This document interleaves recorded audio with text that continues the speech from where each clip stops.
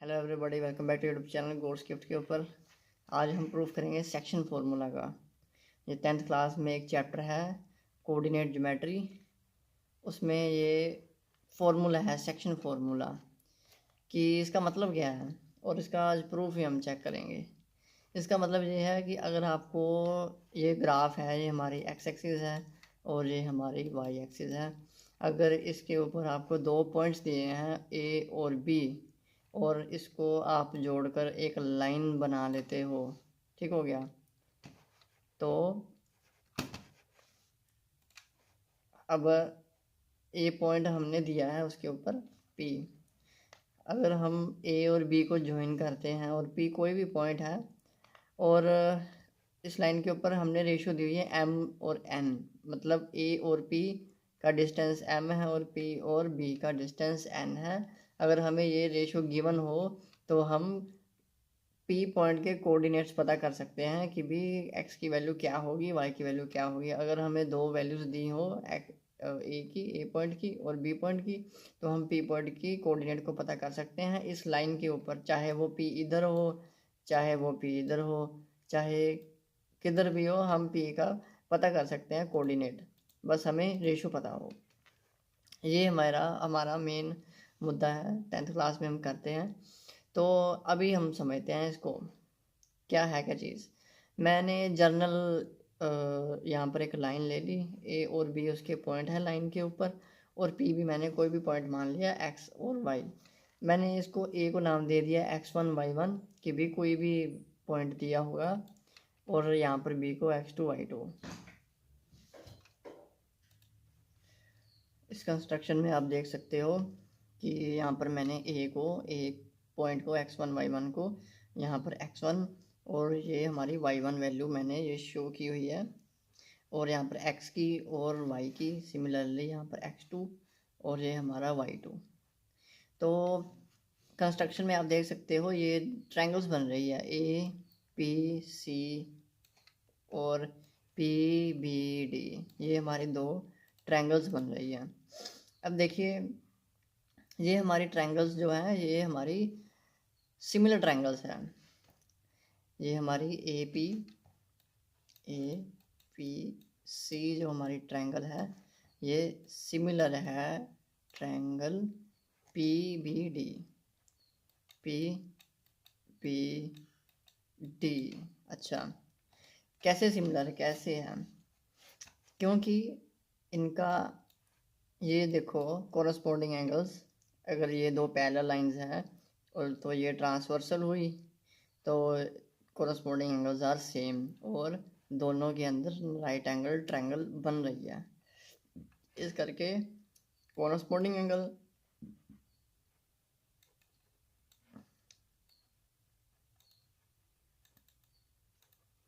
और right angle triangle,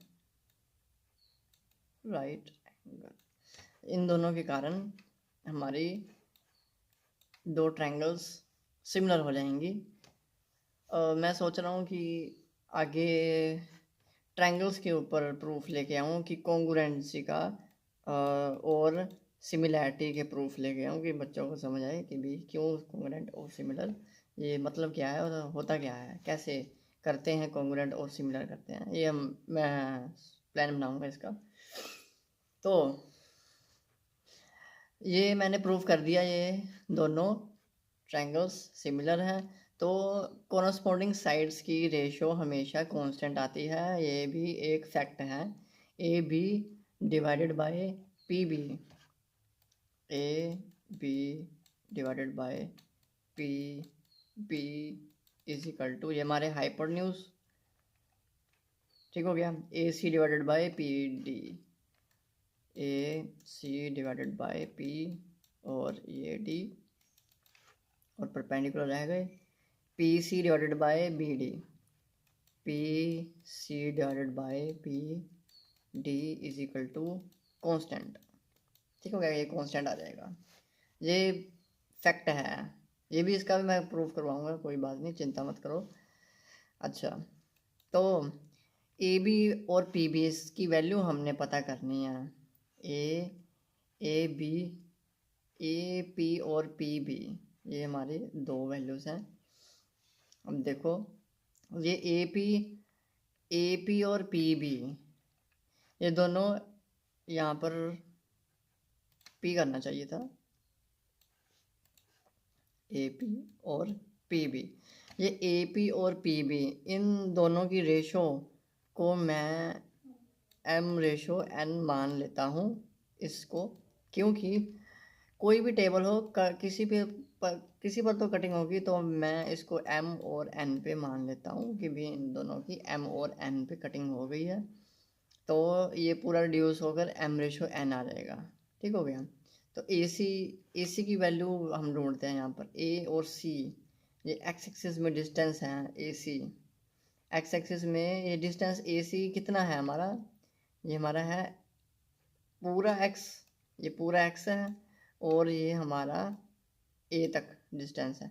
अगर हम पूरे एक्स के डिस्टेंस को ए वाले डिस्टेंस जितना काट दें तो हमें ए सी का डिस्टेंस मिलेगा। मतलब कि पूरा कितना है, पूरा है हमारा एक्स, और ये छोटा सा कितना है एक्स वन, तो एक्स माइनस एक्स वन, तो हमारा ये एक्स माइनस एक्स वन, तो हमारा ये डिस्टेंस आ जाएगा। ठीक हो गया, समझ आ गई होगी आई होप। चलो is equal to x minus x one divided by, और पी डी, पी और डी, अब ये डिस्टेंस पता करना है। अगर हम पूरे डिस्टेंस में से इतना डिस्टेंस काट दें तो हमारे पास पी और डी जितना जितना डिस्टेंस बचेगा, तो पूरा तो डिस्टेंस हमारा x2 टू है, ये पूरा, इसमें से हम x जितना काट देंगे तो हमारा पी डी बच जाएगा x2 माइनस एक्स। वो तो इजी है, इतना मुश्किल नहीं है। और फिर हमारा पी सी, अब यार हमारा पी सी सिमिलरली, ये पूरी हाइट हमारी वाई है और छोटी हाइट वाई वन है, पूरे में से वाई वन काट देंगे तो हमारा पी सी आ जाएगा माइनस वाई वन। ठीक हो गया, y minus y one divided two similarly y two minus y, ये भी आप ये भी सिमिलरली ये निकल जाएगा। पूरा डिस्टेंस वाई टू है और ये हमारी वाई है, वाई को काट देंगे मतलब इसमें से वाई माइनस कर देंगे तो वाई टू माइनस वाई, तो मैंने इसलिए यहाँ पर वाई टू माइनस वाई लिख दिया।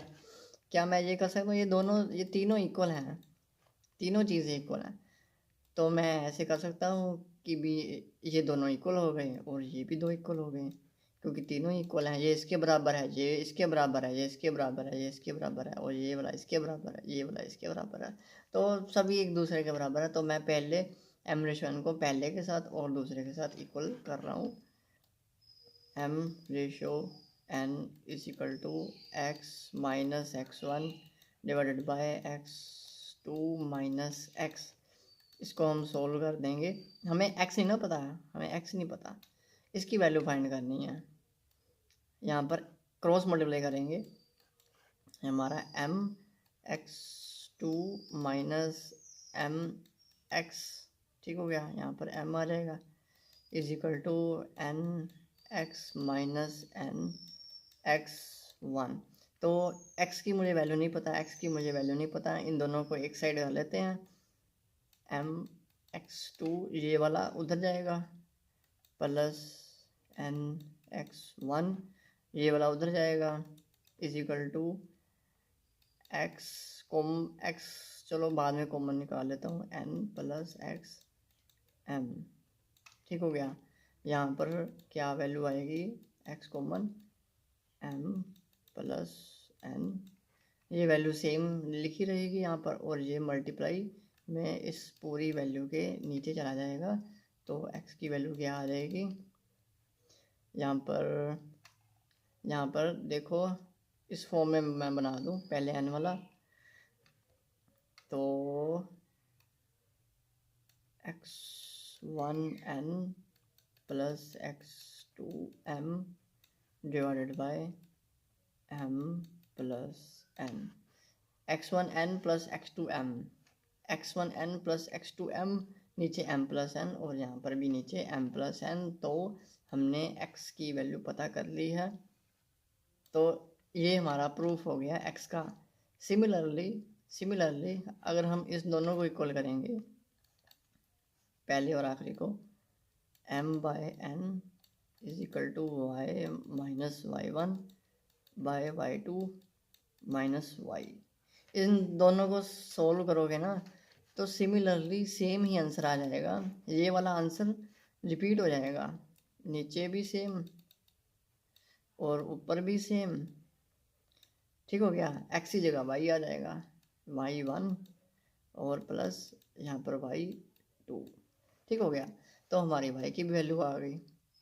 तो आप क्या कहोगे? आप कहोगे सर ये तो ठीक है, प्रूफ जो भी था, जिस तरह भी था आपने अच्छा सा करवाया, पर ये हमको अंत में याद करना पड़ेगा कि भी सर हम इसको याद करें।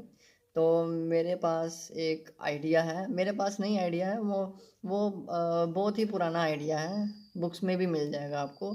जैसे फॉर एग्ज़ाम्पल ये देखो, ये हमारे पास लाइन आ गई।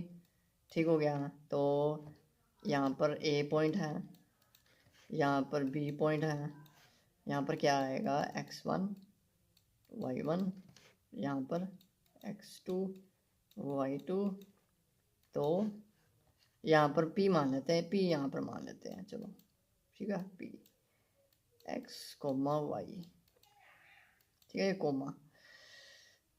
तो यहाँ पर m और यहाँ पर n, x की वैल्यू सीधा हम लिखेंगे, सीधा पैटर्न। कभी भी ना फॉर्मूला याद नहीं करते होते।